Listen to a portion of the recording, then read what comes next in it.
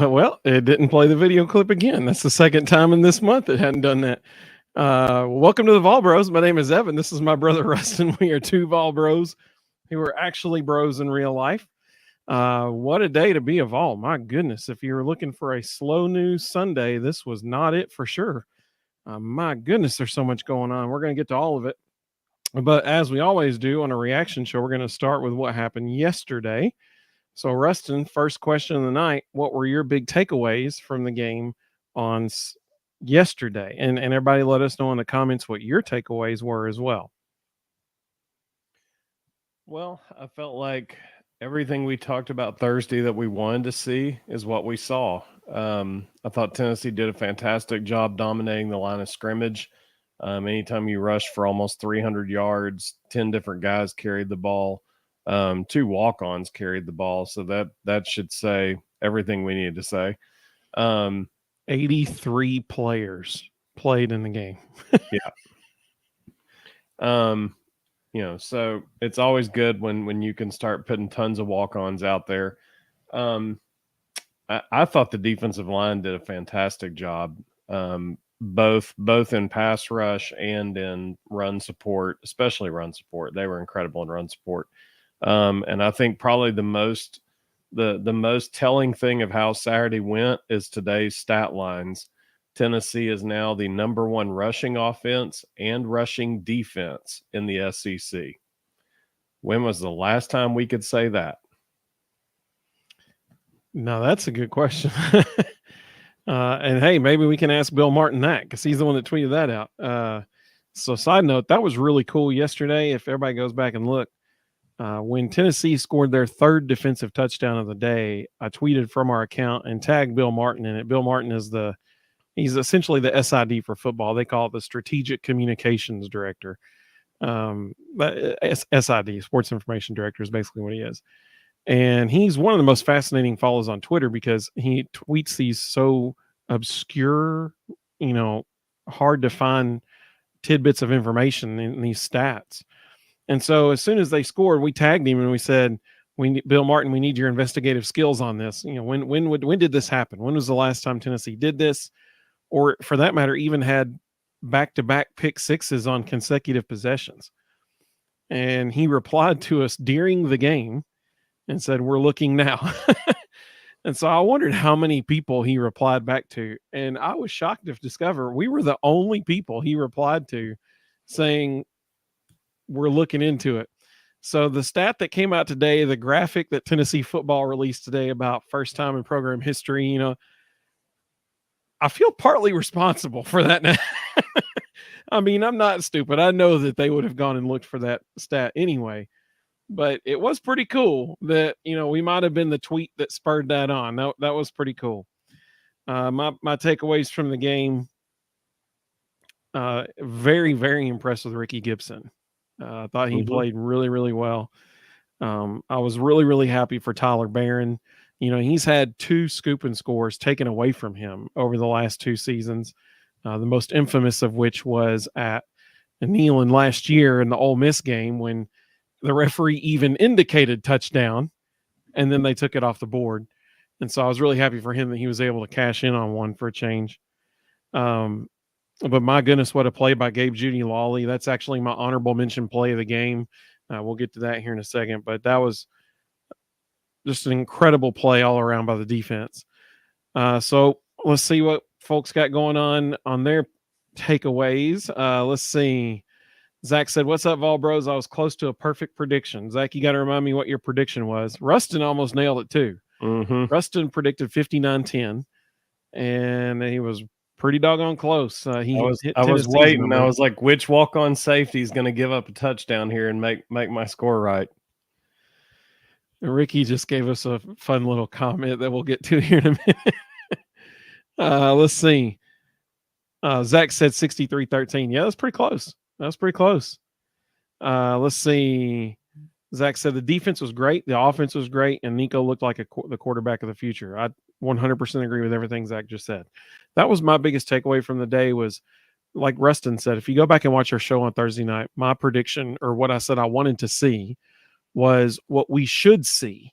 and that is Tennessee should dominate every aspect of this game. It should not be close. This should be a total, complete football game, and that's what we saw. And so that was incredibly encouraging because Tennessee did what they were supposed to do. That's vitally important because that translates into other victories when the team does what they're supposed to do. Oreo Puppy Dog, welcome, buddy. He said my new favorite player there is Elijah Simmons. And he's a great singer too. Absolutely. He had a really good day. He did. Kelly, good to have you, Kelly. He says, "Sup, bros? Back-to-back 3:30 games the next 2 weeks." That is correct, and that was actually one of the news tidbits we were going to share later. So I'm glad you went ahead and said it.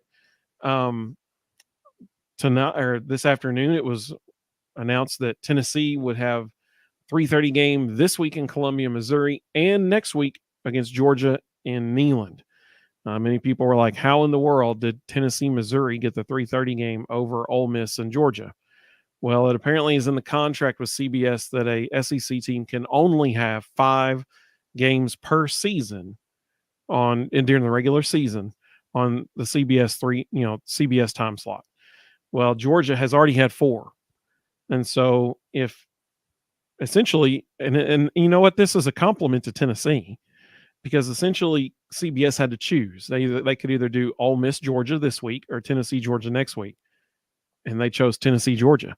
And so because of that, Tennessee got the game this week as well against Missouri. So yep, back-to-back games on the 3:30 time slot on CBS. Oreo Puppy Dog said everyone looked good yesterday. I agree. It was really encouraging to see so many people get so much playing time. Really, really encouraging. Doug, welcome, Doug. He said, "Hope everyone has a great week. I'll have to watch the replay because I got to go to bed early. My question is, if it comes down to a last drive, would you want Tennessee to be on offense or defense?" Oh gosh. I always want to be on defense because if it comes down to a last drive, that means I'm winning. Well, that's what so dang it, you stole my answer. I always love having the ball in my hands and you're watching like, okay, well, this afternoon, Josh Dobbs. Good night. Welcome to the Vikings, Josh Dobbs. You always want to see your team with the ball in their hands going down the field. But like Rustin said, if it comes down to the last drive and you're on defense, that means you're winning. So give me that. And especially with this Tennessee team, I totally trust their defense enough to get a stop when needed. We'll get to Josh Dobbs later today. Super cool. I mean, just news came out after the game that McConnell, is that the head coach's name? Kevin O'Connell. Yeah, there we go. He was saying in his post-game press conference that he was literally walking through the play in Josh's ear in the huddle, like telling him where the receivers were going. Yeah, he was telling him his progressions. So, I mean, here's Dobbs walking up to the line of scrimmage. He has to keep in mind the play clock going, and he's sitting there reading the defense, and the coach is telling him which direction, which routes the receivers are running as he's looking at the defense, trying to figure out, okay, who's going to be open in this? I mean, like, that's crazy, man. Did you hear what the offensive coordinator said about their cadence? Yeah, he heard it for the first time as he was entering the game. They realized they were huddled up on the sideline and he had spent so much time in the playbook the last 4 days, they realized they never talked about cadence. And the Vikings have a specialty cadence and there's 5 different options. And so they're literally huddling up to take the field and they're speed explaining to him what their 5 cadences are so he knows how to call a snap. Unreal. The coach said that it was one of the most impressive things he's ever seen. Dobbs was able to do what he did with such limited knowledge. It was pretty incredible. So I'm gonna say defense, just like Rustin. I think that's definitely the best answer there. Oreo Puppy Dog said his prediction was 51-6. That's pretty close too. Let's see here. Making sure everybody on Twitter. Welcome if you're joining us on X, the artist formerly known as Twitter. Welcome as well. We got 14 people watching on there. So we're glad y'all are with us as well. I got the comments monitoring on there as well, so that I'll catch y'all if you have a question or comment. Let's see here. Let's get to Ricky's comment. Ricky's bringing the fun tonight. My takeaway is Nico should start in Columbia. Ricky needs to be blocked. Ricky is an honorary bro. It's a prestigious title, and he I think he's joking. Maybe not. I'm not sure. Let me put it to you this way. Do you know who had the highest quarterback rating in the entire SEC on Saturday? By playing only one half. Joe Milton. 1 half. Yes. Crazy good. Let's see here. I'm pulling up the stat I saw because I'm going to need it here in a little bit when we get to player of the game. I thought Nico did a good job. I thought they did a good job getting him in with the right people so he could actually get some reps with some of the ones. Wasn't all the ones. He had Cam Seldon back there with him most of the time. But they left some receivers out there to give him some options. The one thing that he's got to fix though, and it's very fixable, and I'm sure Joey Halsley is watching the film back and going, "Ooh, we got to fix that now." Hey, I'm sure Joey's watching this episode right now. Well, anybody who's ever worked with quarterbacks would spot this pretty fast. Nico has incredible pocket awareness. He feels the pocket better than any freshman I've seen in a long time. But the ball is way too far away from his body. And he's gotten away with that in high school because the athletes aren't as good. But at Division I level, especially Power 5 level, when you step up in the pocket, the ball's got to be at your chest, in your chest, because there's hands and arms flying all over the place. And those guys are way stronger and way bigger than you expect. And it's easy for them to slap a ball. Josh Jobs. Yeah. He discovered that today twice. Several times yesterday, Nico stepped up in the pocket or stepped into the side really smoothly, looked great, but the ball was way out away from his body. It's just screaming for a fumble. So luckily that's fixable. They'll see it and they'll harp on it until he realizes to get that thing in here. But he's got to fix that. Carl is in the running for best comment of the day already. He said, the Vols, they have to be stopped. Greg Sankey, put Gary Danielson on the next 2 games. Cursed. Just means 2 weeks of watching games on mute. Oh, that's great. Well played, Carl. Well played. Well played, sir. Well done. That cracked me up. Let's see here. Let's see. Kelly asked a really good question. Kelly, I'm going to star this question and come back to it later because I've pulled up the week 12 schedule, and that's an interesting question. We're going to talk about that. So we're going to come back to that one. Let's see. Zach said, to be honest with you, I wanted a night game versus Georgia. Oh, me too, man. Me too. Absolutely. Well, but as you'll see, daylight savings by halftime, it will be night. Well, that's a good point. That's a good point. As you'll see in a moment when I show the schedule for the week 12, unfortunately, there's not hardly any competition for that 3:30 time slot that week, which also might have played into CBS's decision to make that the 3:30 game. Rebecca, welcome, Rebecca. Good to have you. She said 60 minutes of pure joy. They all played great. I literally cried when Nico got his first college touchdown pass like a proud mama. So what was really, really cool was seeing his teammates' reaction to him. That was awesome. And then, you get the shot of him and Joe Milton and Josh Heupel on the sideline, and they're smiling at him and stuff. And I really wonder if Josh was giving him a hard time about tripping over the 40-yard line earlier in the drive. I wonder if that was happening too. That looked terrible. Yeah, it was kind of awkward looking. It was like he was trying to figure out if he was going to slide or not, and then he just fell down. It's just so bad. Vols time, welcome, buddy. He said, I still believe Tennessee needs to use tight ends more. We did see McAllen Castles with a couple really good catches yesterday. Jacob Warren did not have a catch yesterday, which is kind of surprising. Let's see. He really didn't play a whole lot either. I'm kind of wondering if he was a little dinged up and they were intentionally holding him back. Zach said Nico it looked good for the future. Absolutely. Absolutely. Yeah. Carl said Nico had a great feel for the pressure. Absolutely, he did. Zach said win, lose, or draw. This is Joe Milton's team. I agree. Kelly makes Kelly, this is a very well said in my opinion. Yeah. Kelly said Nico was fluid but still looked like a freshman. I agree. I totally agree. Zach said I'm excited. I'm excited to see Nico 6 months from now, because everybody's got to remember that kid's got a huge frame and he has not spent any kind of concerted time in a Power 5 speed and strength program with a full-time nutritionist. Like, he could easily add 20 to 25 pounds of muscle in a year. I mean, for sure. People are going to be shocked what that kid's going to look like next year. Zach said, Rustin, do you really watch him on mute? Yep. I always give them the doubt the first quarter. Usually by the end of the first quarter, I'm so sick of listening to them talk about total gibberish that I mute it and watch quarters 2 through 4 on mute. Kelly said he does too. Let's see. Oreo Puppy Dog said, I'm just glad to see Nico move and make something happen. Absolutely. I mean, that run he had was great until he kind of tripped at the end, but it was awesome. The move he put on that one dude, man, he juked that one dude out of his shoes. That was awesome.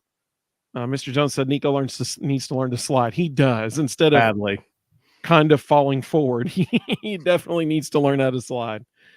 Let's see. Mr. Jones, welcome, buddy. Mr. Jones. He said, oh, wait, that was his last one, too. He said when he took off running, it kind of looked like Hendon a little bit. Yeah, especially that move on that one dude. Carl said, I almost cried when Tyler Barron finally got to keep a touchdown. Absolutely. Yep. So that was Tyler has had 2 touchdowns taken away from him over the last 2 years. Like I said earlier, the most egregious of which was what I still think was a touchdown against Ole Miss last year, which means we won that game because that would have been 6 points and we lost by 5. So there's the win right there. Let's see. My favorite post-game comment was Tyler Barron in front of the media saying he looked around real fast to make sure there wasn't a flag. That's great. Mr. Jones said the fake run touchdown pass was sweet. Yep. It looked a whole lot like how they used to use Tim Tebow in his, except Tebow did a jump pass. Nico didn't have to do that. So no, late in his career, they used to run that play where it would look like direct snap. He'd take 2 steps toward the line of scrimmage, then back up and throw the seam. That's absolutely an Urban Meyer play, and I was real excited to see them unveil it because now Missouri and Georgia have to prepare for it because Joe Milton can do that too. It would not be a Volbro's reaction show without Mr. Jones bashing on Joe a little bit here. Joe is a 6-year quarterback and at times still looks like a freshman. Not yesterday, he didn't. He had the highest QBR in the entire conference yesterday. And now hang on now. Let's talk about that for a second. He had the highest QBR in the conference, and that includes the Alabama LSU game, where all those points were scored. Yep. Mr. Jones said the run game has carried us this year. Absolutely, it has. And isn't it wonderful? It's like the first time in a long time that's happened. Let's see. Oreo Puppy Dog said Nico needs extra cornbread every day to beef up a little bit. But UT tweeted something out this week that I thought was really interesting. Yes, the run game has carried us, and yes, they're number 1 in the SEC, but we're not running the ball more than we have in the past. The numbers are almost identical. Every year Josh Heupel has been here, the percentage of run to pass has been almost identical every year. We're just doing it better this year. We've got offensive linemen that are opening things up, and we've got 3 running backs that can go get it done. Zach said, don't hate me for this, but Nico reminds me of Bryce Young, but taller. I was trying to come up with a comp this weekend watching him because he almost is. It's almost like a hybrid of Bryce Young and Tyler Bray.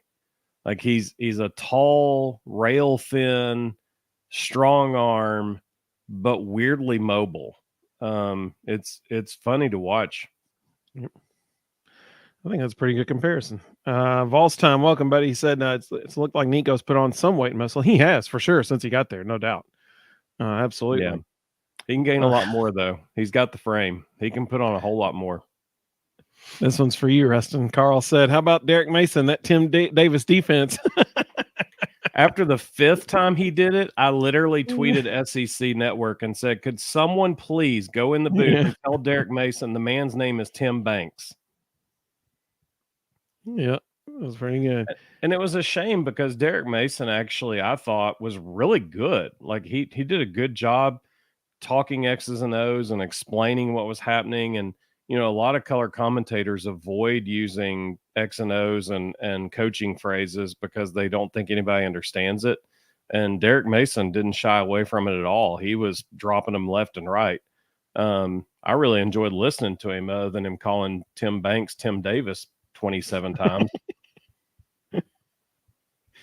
It's like Gary Danielson calling D. Williams Squirrel White. Yeah. It's not even the same number. Let's see here. Let's see. Mr. Jones said, yeah, he had the highest QBR, but it was against UConn. Doesn't matter. In one half. Doesn't matter. You still got to throw good balls. You still got to complete them. QBR is based on percentage of completion. It's based on number of plays and efficiency. Either you're efficient or you're not. Hey, Mike White, Mississippi State starting quarterback this weekend, playing Kentucky, had a QBR of 11.2. He was the lowest in the SEC this week. I'm given to understand 11.2 is not good. No. On a scale in which you can actually get over 100. Yep. Let's see. Mr. Jones said Nico needs steroids. We call that whey protein. Yeah, there might be other things in there, but it's protein. Let's see. Number 1 pass offense last year, number 75 this year. He said it's okay to be critical of Joe. He has improved throughout the year, especially with decision making. Hey, how about that, Mr. Jones? Mr. Jones throwing some love to Joe a little bit there. How about that? Kelly said 195 pounds to 210 pounds preseason. They're talking about Nico. The young man can carry 220 to 225 easy. Hopefully doesn't lose too much quickness, just my opinion. I 100% agree with that. Dude's 6'6". He's taller than Joe. Like that's what's crazy. He is taller than Joe Milton. Let's see.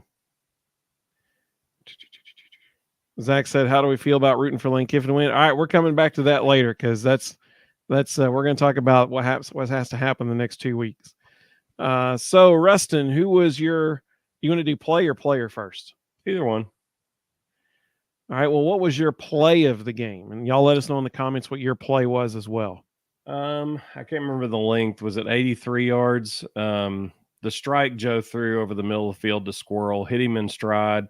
Squirrel never even had, Squirrel didn't slow down one bit. He just ran right through it to the house. Perfect throw, perfect route. Everything, great protection. Everything about that play was absolute perfection. So we did not talk about this beforehand. We never do. But that was my play of the game as well. As soon as it happened, I always take notes like during the game about if I see something that I want to mention on the show. And as soon as that happened, I put down play of the game, Squirrel White touchdown pass. That was absolutely beautiful. It was poetry in motion. Joe just unleashed one, man. He did not try to hold up at all on that thing. He put everything into it, and it was just a dime right on the money. Like you said, Squirrel didn't even have to slow down at all. It never was just broke perfect in stride. Yeah, it was just, oh gosh, it was beautiful. Just absolutely everything, poetry in motion, everything about it. Watching it back, the poor safety that was supposed to contain him, the poor safety literally started to backpedal, saw the ball coming, took one step forward, and then went like this. And that was it. Play was over. He never got out of his stance. Mr. Jones said Nico's first touchdown pass was his play of the game. Mr. Jones, I feel so sorry for Nico next year. If he has half of a bad game, his biggest supporter is going to be turning on him too and calling for Gaston Moore or somebody. I don't know. Let's see. Carl said his favorite play was play of the game was Jalen Wright's second touch of the game, 82 yards to the house. Speaking of Bill Martin, that was a really interesting stat he tweeted out during the game. Jalen Wright now is one of only two people, him and LaMarcus Coker, to ever have a rush of over 80 or more than one rush of over 80 yards. Okay. So huge play of the game right there. Set the tone. Oriole Puppy Dog said favorite play was Simmons running them down like a train. Absolutely. It's freakish. He's clearly finally healthy. It is pretty amazing how well he runs sideline to sideline. Like that dude's 340 pounds and he gets up and goes. Like he covers a lot of ground. It's impressive. Zach's play of the game was also Jalen Wright's second touch of the game, 82 yards to the end zone, to the checkerboards. Carl said on that play to squirrel Joe hit him in stride. Absolutely. Zach said his second favorite play was Barron's scoop and score. Man, that was just Gabe Judy Lawley ripping that ball out and then Tyler scooping it up. Great play. Just great play all around. Let's see. Kelly said Squirrel has stated Joe will not overthrow me. Go Big Orange. Absolutely. Mr. Jones said Nico threw a laser on the sideline. He's so accurate on the move and he knows when to pull it and run. Joe could learn a lot from Nico. LO. I love it. This is great. Now this might be true right here. He said if he asked anyone on the team their favorite play, it'd be Nico's touchdown pass. Based on their reaction, yeah, I'd say you're probably right. His teammates loved it. You're exactly right. They loved it. Let's see. Rustin, what was well, Carl said those wanting D. Williams on offense got it. Yep. And I like that they left him out there for more than just the jet sweep. Like we kept expecting at some point we were going to see D run a jet sweep. But then he stayed and he ran other routes. And I love that because, again, it's one more thing Missouri and Georgia have to worry about. And, that's always a positive. The more stuff you can make them have to prepare for, the less prepared they'll be. And I think the first D. Williams touch on offense was exactly what everyone was expecting, a jet sweep. Exactly what they were expecting. And I think the second target of D. Williams let everybody know why he hasn't been on offense yet. They say DBs are wide receivers that can't catch. And fortunately, we disproved that yesterday because we had 2 pick sixes. But, that ball went straight through his hands on the second one. But then again, we've had receivers doing that all season. So, that was good to see that. Ramel, my goodness gracious, that first touchdown pass to Ramel, there was literally no one within 25 yards of him, maybe more. And he caught it. He watched it all the way in and caught it. And that was good. It was a combination of, and Derek Mason actually commented on this, and it was kind of cool to hear. It was a combination of a really bad coverage call and the perfect route against it, and a really good switch route that confused the corner who was supposed to have deep third completely. There was a safety that was supposed to roll back and take the middle of the field, and it looked like he hesitated before he rolled. By that time, they were all 20 yards behind him. But even if he had rolled in the middle of the field, we still would have been 20 yards behind him. There's no way he could have gotten there. So they either read the coverage and knew what was coming and called the switch route, or it was just a really good call against a coverage that they thought they might see. But either way, it was the absolute perfect call. And to say he was wide open was an understatement. Yeah. I mean, my goodness. Carl's right. D probably had some nerves. Absolutely. Mr. Jones said he thinks the refs were trying to make up for all the bad calls they've had on us the last 2 weeks. We'll see what happens next week in Missouri, and then we'll see what happens with that. Okay, Vols time. All right.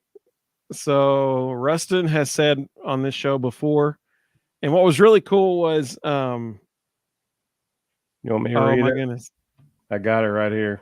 yeah, go ahead.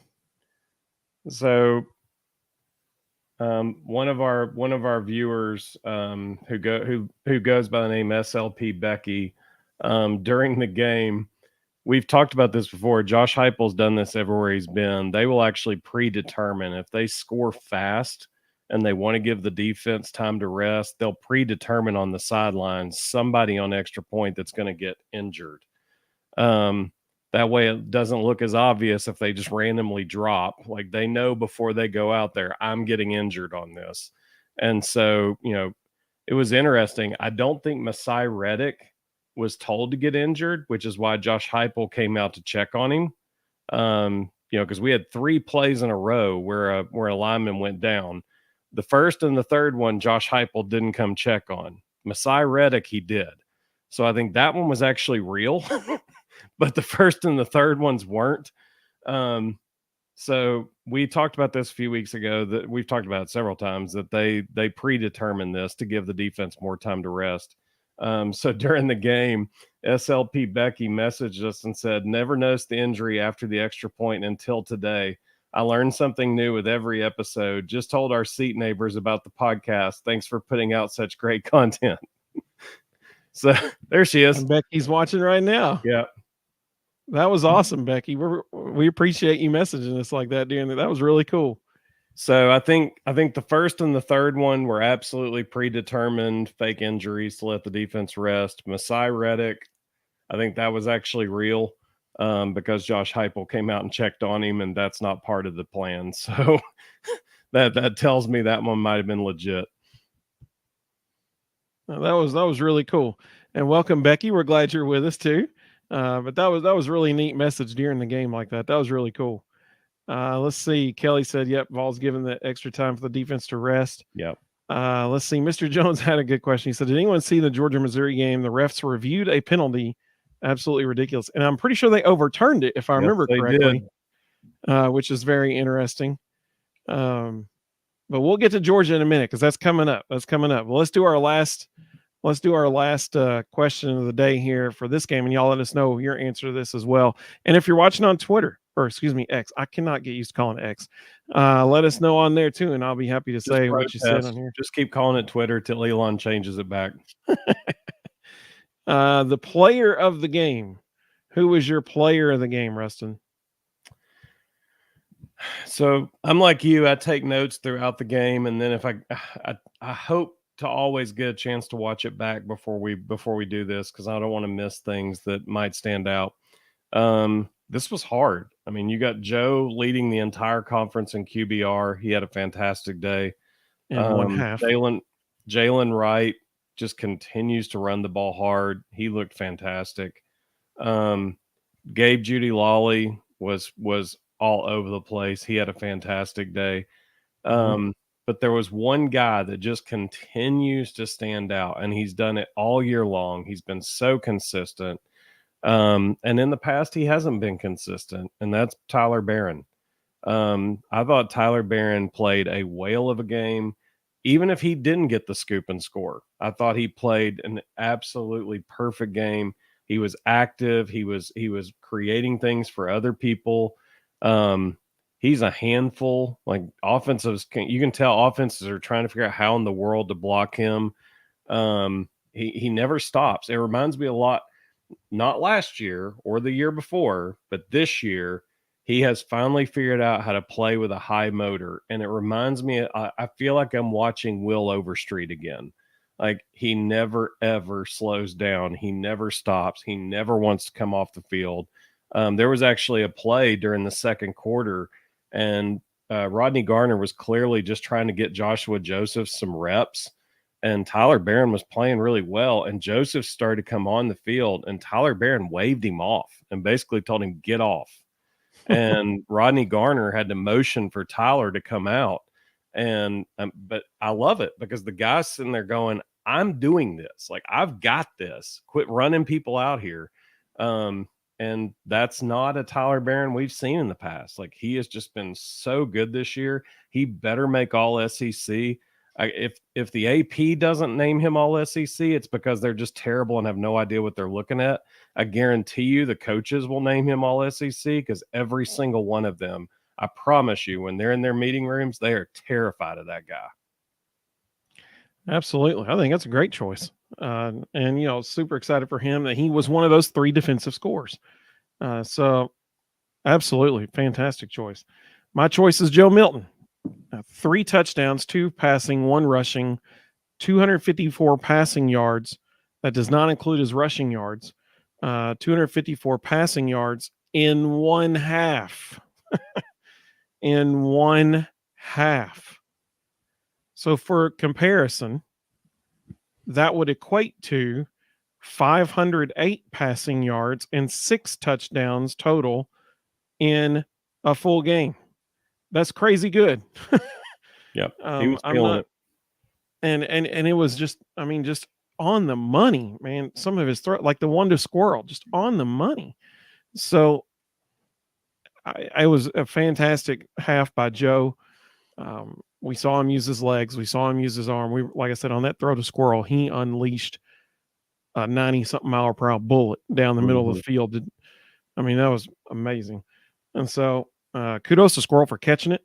If he didn't, it probably would have knocked him off his feet, because it was hitting right in the numbers. So that was Joe Milton, my player of the game. Let's see if some of the folks commenting here have their players of the game. Zach said, we all know who Mr. Jones' player of the game will be. Carl said Tyler Barron. All right, that's a good one. No, Mr. Jones' player game is actually Joe Milton. Well, because he played so well, we still says Joe Milton. So for anybody listening to the audio version of this, tomorrow morning, Mr. Jones has gone on record. Joe Milton was his player of the game.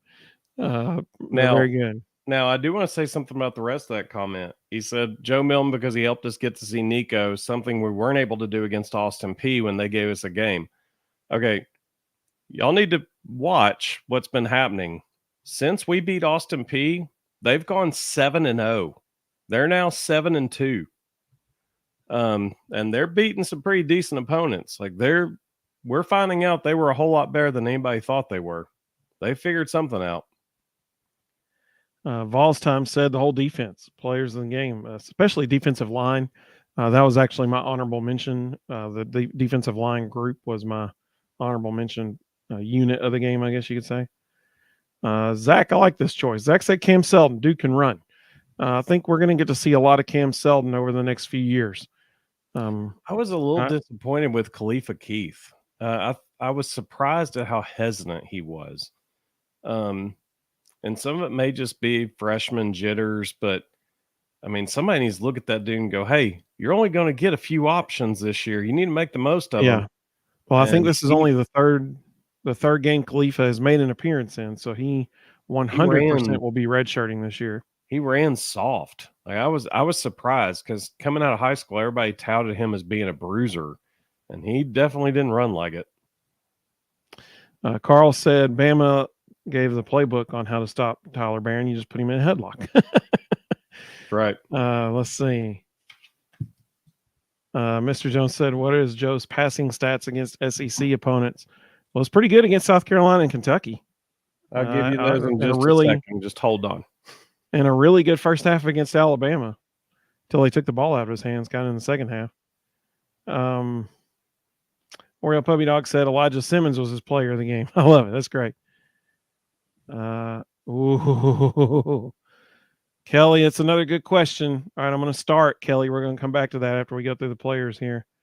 Eric, great choice. Eric said my player of the game is Jalen Wright. Runs hard every game, no doubt, man. Man, that first run, it was beautiful, absolutely beautiful. Mr. Jones said Austin Peay.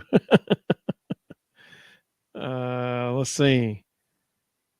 Mr. Jones said his player of the game was the offensive line. The whole offensive line, they were the unit of the game. Yeah, great choice, absolutely. So I want to go back to the comments that we starred, because there were some really good questions that came through. And the first one, both of them were from Kelly. The first one, he said, will game day be in Knoxville if we take care of Missouri? Okay, so that leads into the second one of the other things I wanted to talk about this evening, and that is what's going on in the SEC East race. So as of yesterday, there are only two teams mathematically who can win the SEC East, Georgia and Tennessee. Missouri has now been, Florida was mathematically eliminated. When Arkansas beat them, that was Florida's third loss. They're done. Missouri, even though they only have two conference losses, they were also mathematically eliminated. Because if they win out, which means they beat us, that'd be our third loss. And let's say we beat Georgia and Ole Miss beats Georgia. So Georgia would have two losses, two conference losses. Missouri would have two conference losses, but Georgia would get the head-to-head. So Georgia would get the nod over Missouri. So even if Missouri wins out and Georgia loses out, Missouri still doesn't get it. So Missouri's eliminated. They're mathematically eliminated. So the next 2 weeks, each game, Georgia is playing for Atlanta. Either game. If they beat Ole Miss, they're in Atlanta, even if we beat them. If they beat us and they lose to Ole Miss, they're in Atlanta. Georgia only has to win one of their next two games. Ole Miss at home at night and at Neyland, which honestly, I feel like the Ole Miss at home at night, they're going to they would have an easier time winning that than they would at Neyland against us for sure. And so we need Ole Miss to beat them this week. If we beat Missouri this week and Ole Miss beats Georgia this week, then Tennessee, Georgia will be what everyone thought it would be and be the game for the SEC East crown next week. But that's Georgia's path to Atlanta. All they have to do is win either this week or next week. They're in the championship game. Tennessee has to have Ole Miss beat Georgia this week, and Tennessee has to win out. They have to beat Missouri at Missouri, Georgia at home, and Vanderbilt at home. And if they do that and Georgia loses, against Ole Miss, then Tennessee gets the nod because Georgia will have two conference losses. Tennessee would have two conference losses, but Tennessee would hold the head-to-head over Georgia, which would get them in the SEC championship game. So that's the path. Now, Kelly's question is, will game day be in Knoxville if we take care of Mizzou? So here's my answer. Rustin's shaking his head yes. I'm going to share my screen and show you the schedule for week 12 in the entire country. I do think it's important to mention that game day is going to be in Athens this upcoming week for Ole Miss, Georgia. So they're already going to be there this week. That means they would have back-to-back weeks of Georgia games, which has happened in the past. I mean, that's not unprecedented. But I would venture to guess if they felt like there was another game that was worthy of it, they would go to that one instead. But as you're about to see on this diagram here, I'll zoom in so you can see it better. On ESPN.com here, there's really not a better game that week. So these are the top 25 games for week 12. Minnesota at Ohio State, Georgia at Tennessee, Michigan at Maryland, North Alabama at Florida State, Washington at Oregon State. That one could potentially give it a run for its money. Oregon at Arizona State, Texas at Iowa State, Oklahoma at BYU, Louisiana Monroe at Ole Miss, Rutgers at Penn State, Florida at Missouri, Louisville at which that one would not be it because if we beat Missouri this week, then they're definitely not going to go to Florida, Missouri. Louisville, Miami, Georgia State, LSU, Utah at Arizona, UCLA at USC. That one won't be it. Kansas State at Kansas. They might. They shouldn't, but they might. Oklahoma State at Houston. Tulane at Florida Atlantic. The Moccasins, or actually now it's Mockingbirds. Sorry. Yeah, Mockingbirds of Chattanooga, UTC, in our hometown here. At Alabama, Wake Forest, Notre Dame, and UNLV at Air Force. So of those games, there's really only two that could potentially give it a run for its money. Kansas State at Kansas, which I don't think they'll go there. I do think if Oregon State wins this week, it might be tough to not go to Oregon State because they can make the case of, oh, this is their last year in the Pac-12. This might be the last time they're not going to be in the ACC because ACC was like, no, thank you. So we don't even know what conference they'll be in next year. Maybe they'll throw them a bone since they went to Georgia this week. But I tend to agree with Rustin. Based on the other games next week, it is hard to imagine that they would go anywhere other than Georgia, Tennessee, especially if Ole Miss beats Georgia this week. Because if Ole Miss beats Georgia this week, then that game, and Tennessee beats Missouri, then that game is for the SEC East crown. So if that's the case, then surely they're going to be at that game. Surely. But if Ole Miss loses to Georgia this week, then it kind of takes the glisten off of that game a little bit.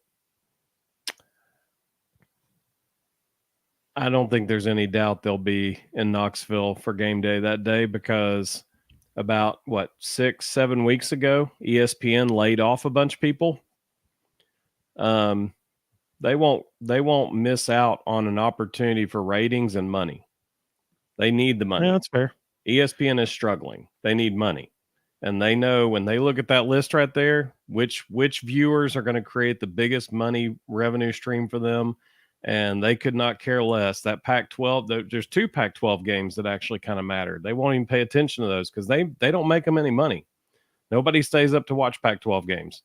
So they're just not, they went to Utah a few weeks ago and it was one of their lowest ratings weekends ever. They're doing that again. It's, they can't afford to. ESPN needs every dime they can get. So they're going to go to the biggest money ratings place, which is hands down Tennessee, Georgia.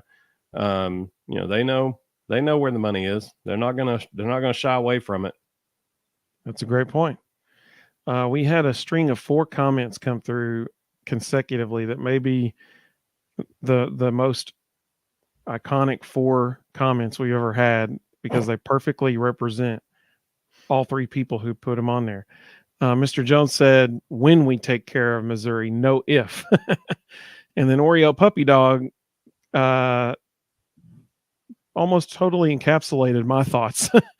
He said, I'm actually more worried about Missouri than Georgia.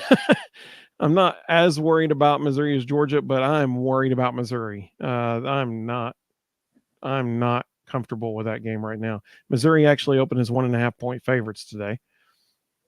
They opened as 1.5 point favorites. Not anymore. It's already shifted. It's already shifted. We're now 1 point favorites. Well, there you go. Zach said, I'm not worried about any of them. and honestly, you know why I think it shifted? Because it got announced as the 3:30 game. Oh, for sure. Yeah. Have you seen the forecast? It's going to be mid to upper 50s. Since when do we get to go to Como in November and it be mid to upper 50s? And not at night. Right. So I think Vegas understands. I think they saw the forecast. They saw 3:30 kick and they were like, this actually plays to Tennessee's favor. And if you watch, Missouri has not done well against teams with really good running games. And honestly, I think our running game's better than Georgia's. So no doubt about that. I go back to the last 2 years. Yes, Missouri's a little better, but the last 2 years we've beaten them by an average of 64-24. Yeah. And until Eli Drinkwitz proves to me that he's figured out how in the world to stop Josh Heupel, I mean, the last 2 years we ran roughshod over them with lesser running backs. This is the best running back stable we've had in 3 years. And the last 2 years, we just ran through them like a sieve. So until Eli Drinkwitz proves to me that he can actually stop us, I'm kind of with Vegas. I'm not overly concerned about this. If it had been at night and it had been like 28 degrees and sleeting, okay, that's different. But that's not what it's going to be. Oreo said, I'm not worried about any of them. I love it. I mean, Zach said that. That is the best Zach. I mean, that epitomizes Zach's attitude. I love it. Zach gets me pumped up. Oreo said, I hope you're right, Zach. Zach said, I've seen the future. It is bright. Oh, well, Zach's prophesying on Valbros tonight. I love it. Zach said, do me a favor, Evan. Let me see you in that hat. Which one? The one back there? That one? Is that the one you're talking about? He might mean the mini. He might mean the mini helmet. Can you try to get that on? So that's actually autographed by Peyton Manning. That's pretty cool. That's why it's in the case. I'm pretty pumped about that one. Mr. Jones asked a question about the Bama sack. I'm going to come back to that in a moment. Carl made a good point. So this is the last year for the SEC East crown. He's right. It sure is. And we're in the running. We got a shot at it. I would say that the West crown is pretty much already guaranteed to Bama. Yeah. Because in order for Ole Miss to win the West now, because essentially you got to remember, Bama essentially has a 1.5 game lead on Ole Miss because they have the tiebreaker. They have the head-to-head. So in order for Ole Miss to win the West, Ole Miss has to win out, and Bama has to lose to Kentucky and Auburn. Not going to happen. No. So Bama has pretty much already wrapped up the SEC West.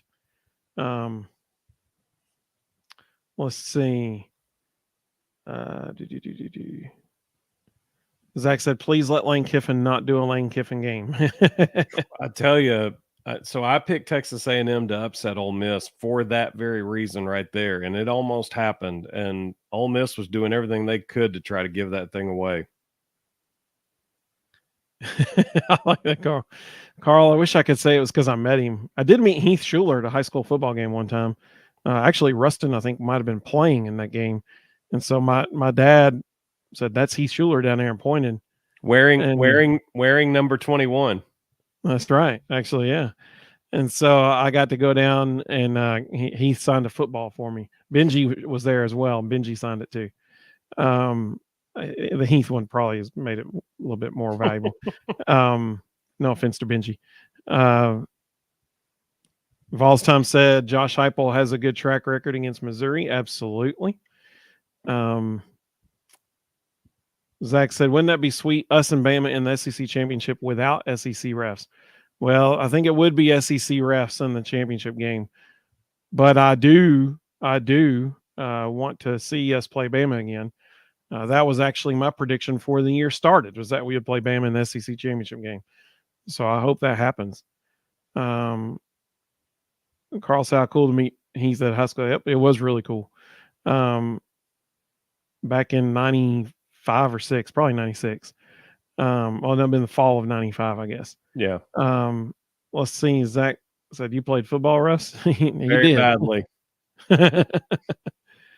He sure did. My claim to fame was pretty much getting knocked out by Eric Westmoreland once. But I can attest that he hits really, really hard and really fast, and you don't realize you've been hit until about 30 yards later when you realize he's that far past you. Mr. Jones said Heupel loves beating his old team. Absolutely. He has proven that he can do that too. Let's see. Carl said Heupel really has Drinkwitz out coached. Mr. Jones said we'll run the score up on them again. So here's the thing about that. I know that last year we ended up beating them by like 40 or 50. But a lot of people don't remember that was a 1 possession game in the third quarter. We were losing right before halftime. We scored to go up right before halftime.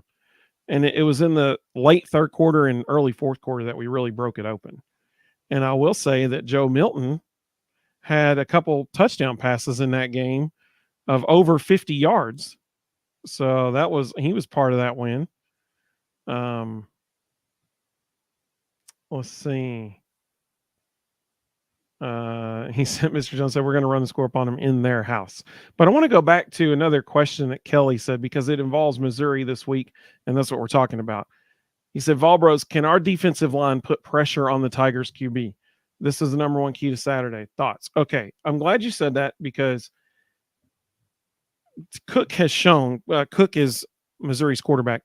He has shown that he's mobile.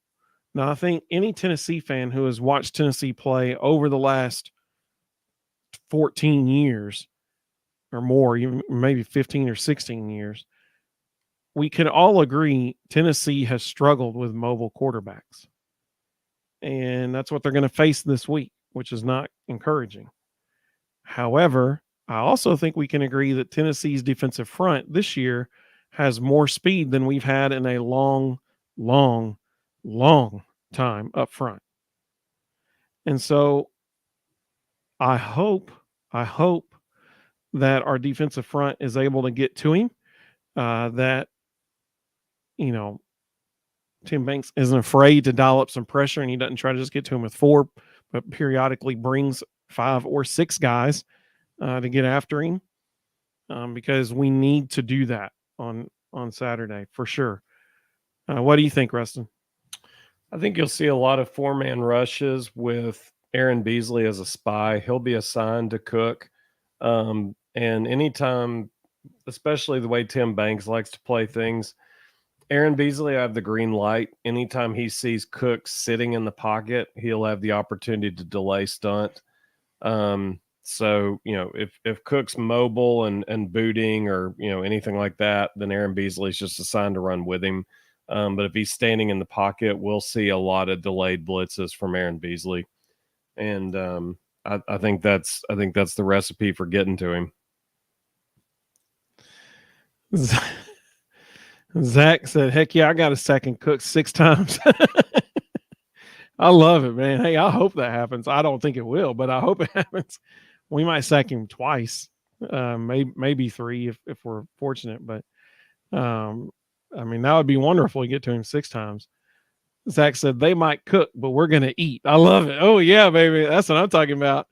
Absolutely. That's got a T-shirt written all over it right there. Oreo Puppy Dog said, we're going to win by 3, 31-28. That's actually a really good prediction, actually. I love that prediction. It's going to be super close, in my opinion. It's going to be a really close game. Either way, whoever wins, it's going to be really, really close. One of the other questions that came through, and then we're going to talk a little bit about basketball. One of the other questions that came through, Mr. Jones said, the Bama sack that every analyst was praising was targeting, and the lineman landed his full weight on the quarterback. For most teams, not their selected few get away with murder. So here's what's interesting about that play. If you haven't yet seen this play, you can go back. You can certainly find it on Twitter. It's all over Twitter. But defensive lineman for Alabama, I think it was Turner. I think it's who it was. Got through the line. So his initial hit actually hit Daniels below his chin. But in my opinion, the thing that made it textbook targeting was if you go back 3 years, the big keyword was launching. That was the big thing. Like, you can't launch and jump into the guy. Dude, he did that like textbook. He hits him, and then you can see it happen. He jumps after he makes initial contact, and then so he knows he's below his head. So then he jumps up to take Daniels off the ground and drives the crown of his helmet right into Daniels' jaw. And which they were actually checking to see if it was broken. Yeah, and I thought Gary Danielson nailed that one right on the head. Like, he said, he took him in the tent. He's like, he's probably checking to see if his jaw still works, because that's exactly what happened. Dude literally launched up into his jaw. That's textbook targeting. I'm sorry. Like, that is what that is what the rule was made for. He led with the crown too. Like it was like every criteria checked the box. And then if what's really humorous about it is it's not humorous, it's sad. But if you go back and watch that play, that particular no penalty that should have been called a penalty was just one of 2 on the play. The right tackle is for LSU's blocking whoever the end was over there. And he's got the defensive end has his hand all up in the offensive tackle's face mask, pushing his head back. The guy's like this, trying to block him. It was blatantly obvious hands to the face, defensive hands to the face, no call. So there were 2 blatantly obvious penalties on that one play. Neither one of them were called. But in my opinion, that wasn't even the most egregious no call of the whole game. There was one play where Bama was on offense. LSU tackles a guy, and an offensive lineman, after the players are on the ground, runs and almost does a belly flop, but runs and just jumps and lands on the LSU defender with his elbow in the guy's back. Dude's laying on the ground and he just runs and jumps on him. No call. I'm like, what in the world? I mean, like that was wild. Those three things. Yeah, I don't get it. I just don't get it. Let's see. Mr. Jones said, kiss the cook while he's on his back from being sacked. There you go. That's some good rhyming. So just one stat that I think matters. In their 5 SEC games so far, Missouri is allowing 158 rushing yards a game. That's not good for them. Well, here's what makes it even worse. 3 of those 5 games are Vanderbilt, South Carolina, and Kentucky. That's really not good for them. Yeah.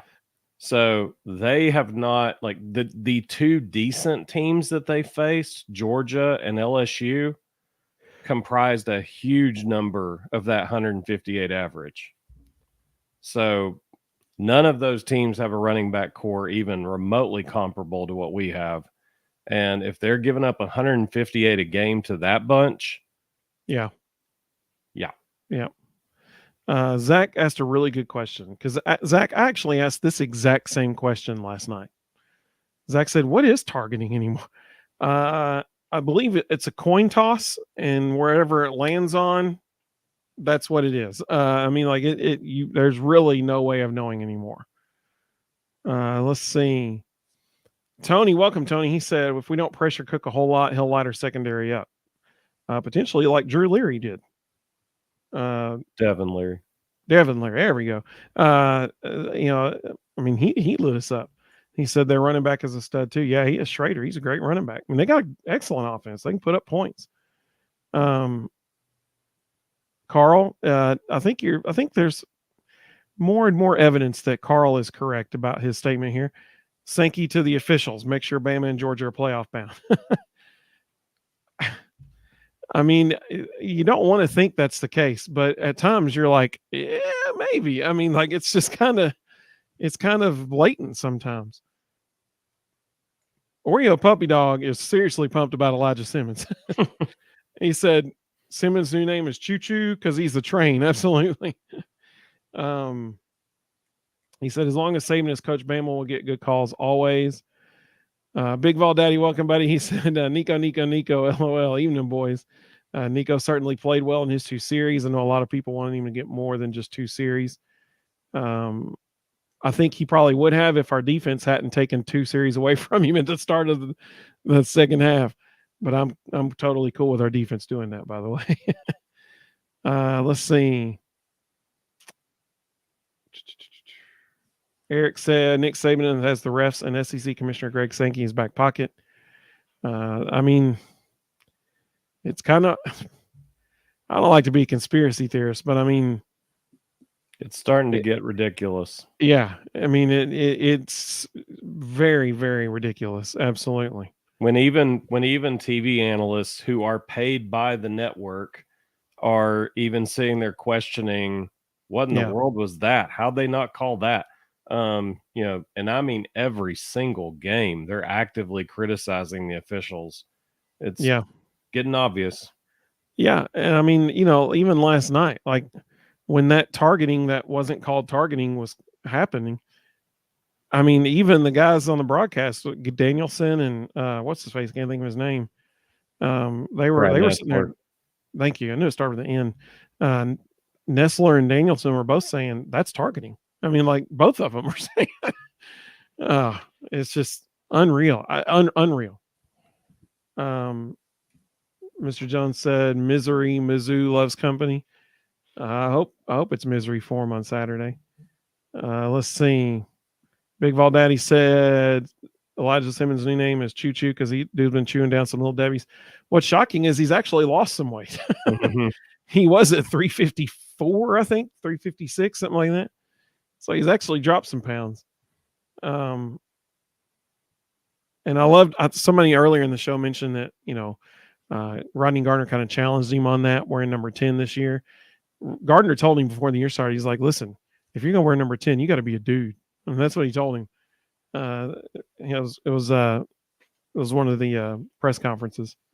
Tony said T-Lane and Ricky Gibson are really good. Ricky Gibson should start at cornerback, move Slaughter to safety nickel. Yeah, so earlier in the show, that was one of my takeaways. I said as well, it was really, really enjoyable watching Ricky Gibson play yesterday. He played really well. And now we can see what, other people have been talking about, what they've seen in practice. He was a tremendous bright spot. So was T-Lander. I'm excited to see him a year from now. Again, we're talking about a guy who hasn't spent a whole lot of time in a college weight room. Like, that kid's going to be a freak. Well, and he's not afraid to hit people. He loves it. Yep.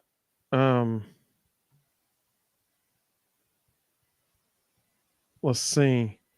Bama gets the calls every time, just like some of the most penalized teams play perfect against us. Yeah. So we'll see how many live ball penalties get called this week on the road. We'll see what happens there. But we need to talk about one other thing that's happening this week. Tennessee basketball, men and women, tip off this week. Men on Tuesday, men on Monday, tomorrow night, women on Tuesday. Both game times, I believe, are at 6:30. And what was really, really encouraging to hear tonight, Rustin, what did Rick Barnes say on The Nation this evening? I was shocked. Zakai Ziegler is completely cleared, and they're playing him Monday. I'd never imagined we would hear that this early in the season. Not just because of the fact it's an ACL, but Rick Barnes is typically very conservative about things like that and not rushing people back. So for Zakai to not only have proven that he could be cleared, but also be in game shape enough that they're willing to roll him out there Monday, that's just an incredible testament to how hard that kid's worked. Absolutely. Zach said men 6:30, women 7:00. Thank you, Zach. I appreciate that. Yeah. Yeah, I mean, I'm expecting it to be very, very limited minutes for Zakai. I mean, I would be shocked if he's out there more than maybe 10 total for the whole game. But who knows with him, man? He's not going to want to come out of the game. Mm-mm. And so the fact that he's cleared to go, we'll see what happens. But I do think it would be a good opportunity for all of All Nation to get to see the whole team, because I do think it's Tennessee Tech. So I think the whole team will play. I think you'll get to see a lot of dudes. Big Valdaddy said, are the guys on TV tomorrow? So I believe it's SEC Network Plus. It is. So if you have the ESPN app, it'll be on there. Zach said this team has deep depth. Absolutely, they do. A lot of people saying Kennett is a baller. Kennett from outside. Even Jordan Gainey. They've got guys. They got 6, 7, 8 off the bench that can come in and light it up. Absolutely. So that's really exciting to see, and that starts this week. Eric made a comment earlier. He said, I'd like to see Christian Conyer get some playing time as well. I think he'll ball in the secondary. Absolutely. Let's see. One other thing I wanted to mention was our college football pick'em challenge standings. So I may have messed up this week a little bit. I had a 1-game lead last week, and I blew it this week. I was doing really well, and then I went 5-5 this week, and so now I'm 2 games behind off the lead. Jimothy is now a 1-game lead. That's my friend Lance, and so kudos to Lance for having a 1-game lead right now. And then a couple people behind him at 1 game back, and then I'm in a group of 3 who are 2 games back. So 30 games left. Just as a reminder to everyone, if there is a tie at the end of the regular season, we will use the championship week of the conference championship games to be the tiebreaker. And at this point, there's quite a group up there at the top, so there may end up being a tiebreaker. This week's games, we got Miami at Florida State. I'll zoom in so people can see that.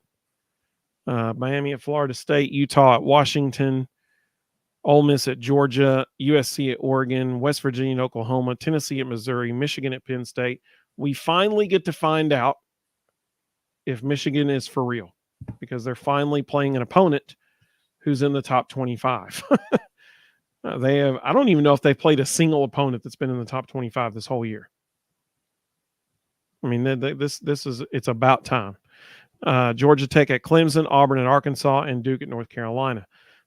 Several really good games this week. So very excited to see how that goes out.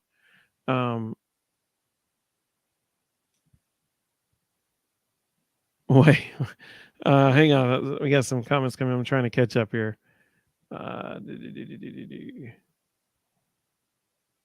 Big Valdaddy said, with Zakai and Vescovi and Canet all on this team, which one will get the most minutes?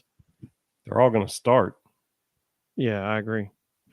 I think your starting five Monday will be Zakai, Santi, Jemime Shaq, Dalton Canet, and Jonas Adu. I think it's going to be a 9-man rotation. Those will be the first five, and then off the bench they'll have Freddie DeLeon, Jordan Gainey, Josiah James, and Tobe Awaka. Barnes doesn't typically like to go much deeper than 9. I think those will be the 9. At times you'll see DJ Jefferson get some run. You'll see Cameron Carr from time to time. Maybe Cade Phillips, if he continues to develop, you might see him later in the season, especially if they need some post depth. And I think they'll probably end up redshirting JP Estrella. Eric said Dalton Canet is a baller. 100% can shoot from anywhere on the floor.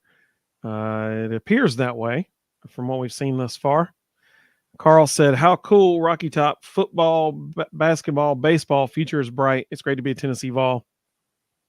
And I think Rustin's shirt that he's wearing right now sums that up perfectly. Everything's school. That is a shirt that you can find on the volbros.com, actually. If you go to our website, and you know what? Just for kicks, I'll show you. And so while you're pulling that up, I've got some numbers for Mr. Jones. Okay. In 5 SEC games, Joe Milton is 98 for 150. That's a 65% completion percentage. For 1,125 yards, that's an average of 225 a game. 7 touchdowns, 4 interceptions. 4 interceptions aren't great, but 2 of those were against South Carolina in a rout. So, take away the South Carolina game, he's 6 touchdowns, 2 interceptions in the other 4 SEC games. So if we were doing a QBR on that, I'd say be somewhere in the probably high 80s, low 90s based on those numbers. So that's where he is through 5 SEC games. On our website, thevolbros.com, up here in the right-hand corner, you click on shop and look at all of these beautiful designs. The first one, the Everything School shirt. There's so many different products you can get this on. Man, what a cool looking shirt. And it sure is an Everything School. And it's taken a long time to load. I didn't realize they had added the Summit Blue one. Yep. So you can get Summit Blue. How about that? Looking sharp. You can get pickleball paddle set in multiple different colors. Look at that. Summit Blue in that one. Some gray there. Wow, that is the bomb. Get your pickleball game on. You can get a phone case. How about that? A cool hoodie. Everything School hoodie. Let's see what else we got. For all the ladies who would love a nice tote bag, the Weekender tote. Look at that. Man, it's just such a great thing. For $24.99, you get the Comfort Soft t-shirt. You can get it in smoky gray or black. Rustin is wearing the black one right now. There it is right there. Man, what a great deal. Thevolbros.com. And I'll tell you what, I'll even put the link straight to that in the comments right now. So it's on there. If anybody would love to celebrate our wonderful Tennessee Volunteers in this everything school shirt. Let's see. Some other comments came through. Zach said, pretty soon we'll be talking about Tennessee baseball. Good time to be a Tennessee fan. Yeah, actually, Rustin and I, yeah. So this week, the Tennessee Volunteer baseball team will be in Chattanooga. They got games on Friday night and Saturday afternoon, so that's pretty exciting. They'll be right here in our town. Let's see. Big Vol Daddy said, my worry is that this basketball team might be so loaded that Barnes will have a hard time getting a good lineup in order for SEC play starts. I think so. That's a good problem to have. Yeah, I think they've already got it. I think they already know those are their 9. They're going to stick with those 9. You know, Josiah gives them some flexibility. Dalton Kennett does too. You know, both of those guys can play the 4, so they don't have to be as deep inside if they don't want to be. If Cade Phillips continues to develop, he could give them some post depth, but they can probably get away with just Jonas Adu and Tobe Awaka if they play small and just rotate those 2 guys at the 5.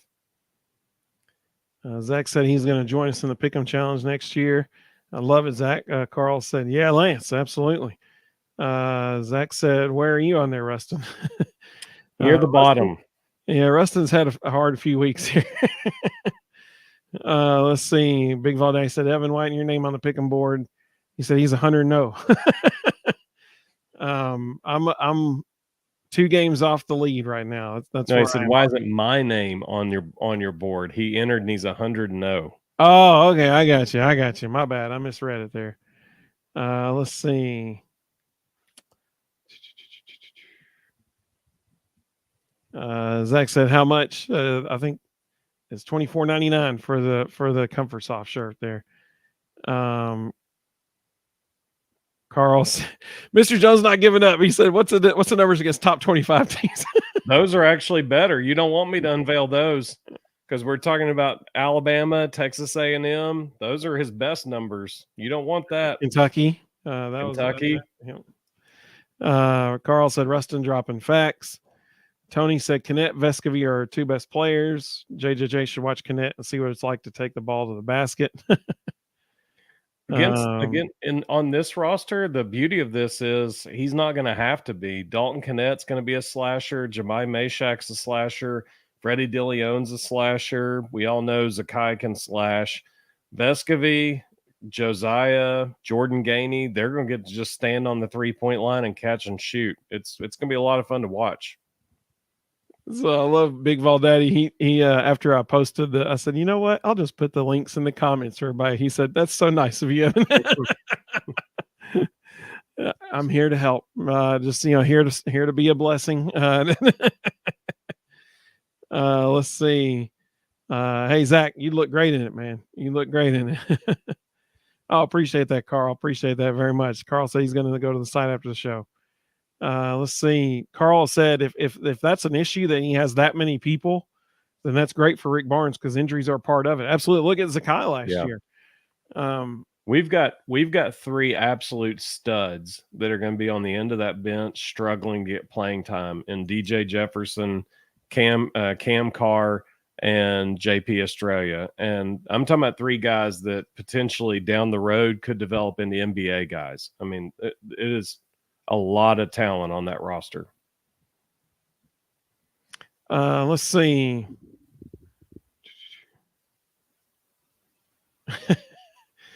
Big Valday said Rustin's always there to pick Evan up. No, that's a bro. when you said, well, you're putting that up, I'm going to say. Well, no, I think he's referring to you butchering his last comment and me having. Oh, there you go. Yeah, probably that too. Probably that. Which I just picked you up again. There you go. That's another one. 3 times now. Mr. Jones said, "Okay, hang on." He said Heupel's offense will finish outside of the top 10 nationally for the first time in his career because of one factor, Joe Milton. Okay. I don't think it is prudent for anyone when we're referring to the game of football to say that there is one factor that causes anything, because there are 22 guys on that field all at the same time. And I would venture to say if there was one reason why, if we had to narrow it down to one reason why the offense might rank outside the top 10 for the first time ever, I would say it's because the best offensive lineman we had was unable to play the first 4 games of the season. Who's also the offensive lineman who calls every single block scheme at the line of scrimmage. Which was confirmed by the coaching staff after 2 games ago. They were talking about, how much they rely on Cooper. Ellerby was talking about that. So if there was a reason for offensive struggles prior to South Carolina, for example, the Florida game, I would venture to say that the absence of Cooper on that line made a larger impact than any of us even realized at the time. Because since he's returned, we've seen what they can do. So I would say that would be, if we had to narrow it down to one thing, I would say that would be the reason for what's going on. Let's see. Just out of curiosity, Mr. Jones, where do you think we rank right now in team offense nationally? Just curious. Let's see. So Mr. Jones said every other Heupel QB has led a top 10 offense at minimum. Carl said, nope, Heupel's playing to the team's strength, which is the run game. For sure, we haven't seen Tennessee run the ball like this in, oh goodness, ever? I don't know. Not ever, but I mean, since the days of Henry, Stevens, and, all those guys, Jamal Lewis. I mean, this is the kind of running attack we had back then. This is better than the year that we had Jalen Hurd and Alvin Kamara. I mean, like, we got some really good stuff going on. So right now, we're number 13 in America in total offense. The 3 teams that are keeping us out of the top 10, Ole Miss, who will probably sink down after playing Georgia, North Texas, and Texas State. So if we do to Missouri what we've done to Missouri the last 2 years, and if we just treat Vanderbilt like we always treat Vanderbilt, I would bet we're going to jump to at least number 10 before this season's over, because from 13 to 10 is not that much of a jump. Big Vol Daddy said, referring to Rustin picking you up and name butcherings, comment butcherings, and basically just any butcherings. He said, you guys are great together, almost as if you spent some time together. We have a little bit throughout our life. That's very true. That's very true. Zach said, in those totals, you can't count the ref Bama game. Big Vol Daddy said, good night, guys. Enjoy my time here. Still waiting to see one or both of you on my show. Absolutely. We'd love to do it. He said, you'd be received with love. We appreciate that. We need to. Absolutely. Mr. Jones said, oh, come on. Let's see. Eric said, I agree with Evan. Joe Milton is not the reason Heupel's offense is outside the top 10 this season. It's because, like you said, Coop being out the first 4 games, and also during that time, the wide receivers didn't catch. That's a great point, too. I mean, we can all think back to 2 to 3 to 4 to maybe 5. I mean, off the top of my head, I can think of at least 2 wide open touchdown passes that were dropped. Well, and during that time. Along those same lines, how refreshing is it to see Dante Thornton actually looking comfortable? Oh, man, he's playing really well right now. Like, it's bizarre how a kid can go from completely uncomfortable playing the slot to sliding outside 5 feet and all of a sudden being totally fine. Yeah. It's weird. Yeah. Yeah, I hope the next 3 games, I hope we see the same Dante Thornton that has been there the last 2 games for the next 3 games, because, man, oh, man, they need him bad against Missouri and Georgia. They need him. But this week, we are all Rebels fans. We are all Ole Miss fans. I know Lane is not a super popular guy in East Tennessee, but we need him to take it to Georgia. Um, I don't like that it's at night. I don't like that. But I hope that they're able to take care of business. If Ole Miss beats Georgia, and we do, and we beat Missouri, then we control our own destiny at that point. But Ole Miss has to beat Georgia, or it's over. If Georgia wins this week, they're SEC's champs, and so they got to come through. They got to come through. Rustin, any last thoughts about anything, all the Vol stuff that's happening before we go into this week?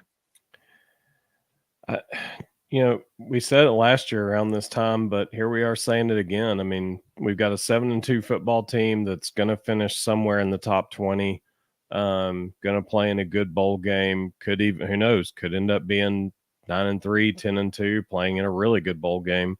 We've got a basketball team that multiple national media people have been tweeting out tonight that they're picking them to be in the Final Four. I mean, just crazy. The women's team is going to be very good. They'll be very, very competitive. Unfortunately, LSU and Iowa are both just ridiculously loaded. LSU is probably going to win the national championship again. And we've got baseball and softball starting up soon, and both of those teams are going to be really, really strong. So it's kind of like last year. We're kind of sitting here going, literally every major team on campus is just ridiculously good. And how fun is that? Makes it easy to talk about. Absolutely. It's an everything school, just like the shirt says. Zach said he'll give his prediction in the comment section instead of joining us Thursday because he's got to work. Zach, we appreciate it, buddy. Always enjoy having you with us. Mr. Jones said basketball, baseball, football championships back to back to back. Sign me up. That'd be great. Carl said this is the most beatable Georgia team we faced in a while for sure. That's true. Especially since Carson Beck has never taken a single snap inside Neyland Stadium. That is 100% to Tennessee's advantage in that game. And we'll talk all about that, not this Thursday, but next Thursday in our preview show for that game. But we hope everybody joins us this Thursday, because this Thursday we'll have quite a lot to talk about. We'll have a preview show for Missouri, but we will also be recapping the men's team's first game, because they play on Monday and Friday. And we'll be recapping the women's team's first two games, because they play Tuesday and Thursday.